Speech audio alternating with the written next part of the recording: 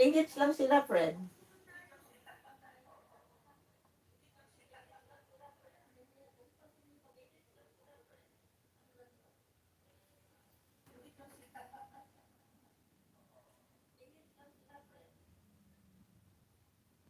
Sabihin mo, kasi yung YouTube maraming purpose. Maaaring diversion mo yan sa mga, para sumaya ka, di ba? Kasi kung araw-araw nasa harap ka ng problema, yung YouTube eh maaaring makatulong sa'yo dahil you're meeting other people na maaaring nakaka-relate ka, nakakaintindi sa'yo kaysa sa mga taong nasa paligid mo.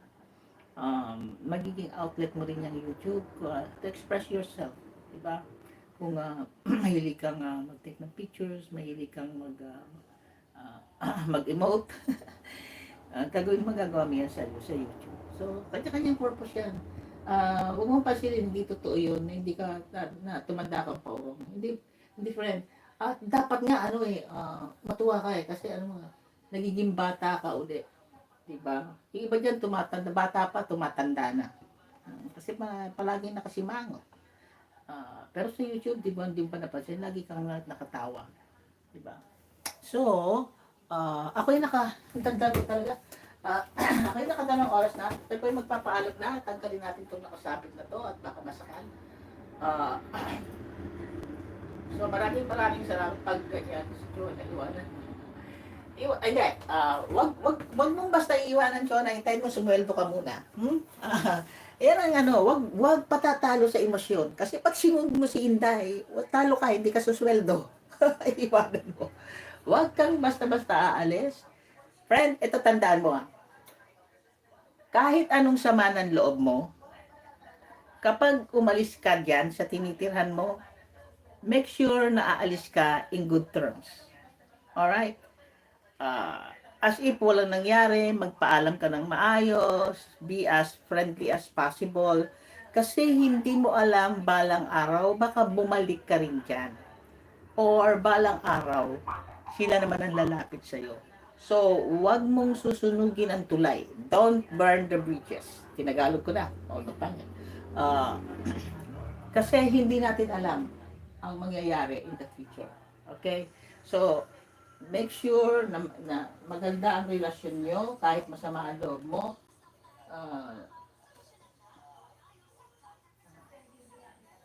Make sure na maganda ang samahan nyo hanggang sa umalis ka, friend.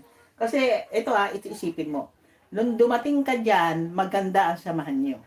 'Di ba? So make sure kung ano ang samahan nyo nung dumating ka diyan, ganun din ang samahan nyo pag alis mo diyan.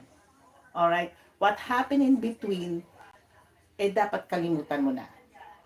Why? Because paalis ka na eh. 'Di ba? Wala na silang pariringgan. And most of all, nakuha mo na yung mission mo.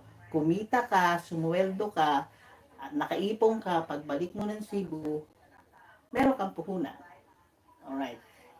At saka isa pa, friend, kahit anong sabihin nila sa'yo, ginawan ka nila ng malaking pabor. Di ba sinabi mo nga, answer prayer, dahil tinulungan ka nilang kumita. Dahil kung nasa Cebu ka, hindi ka kikita ng ganong kalaking halaga. Alright, so, iwi-weigh mo lang siya. Iwi-weigh mo lang siya. Wag kang padadala sa emotion mo. Alright? Marami ka namang outlet, marami ka namang nasasabihan ng mga sama ng loob mo. But, wag mong pababayaan na maramdaman nila yung resentment mo. Wag. Kasi baka meron pa sa meron pang mga susunod na mas magandang opportunities na i-alok sa'yo na hindi mo naman kailangan tumira sa kanila. No? So, hindi mo alam kung ano mangyayari in the future kung wag. So, sikapin mong maging maganda ang relasyon nyo kahit umalis ka dyan. Alright, friend? At saka higit sa lahat, balibaliktarin mo man ang mundo, kamag-anak mo sila. Kamag-anak mo sila, balibaliktarin mo yan. So, na dapat mong mahalin at respect. Anyway, so ako po ay magpapaalam na at bigla akong naging si Helen Bella. Maraming salamat. Sino to? Siya Ina, humabol ka pa. Siya Ina, humabol ka pa. Ako'y magpapaalam na, ako'y overtime na. 2 hours busog.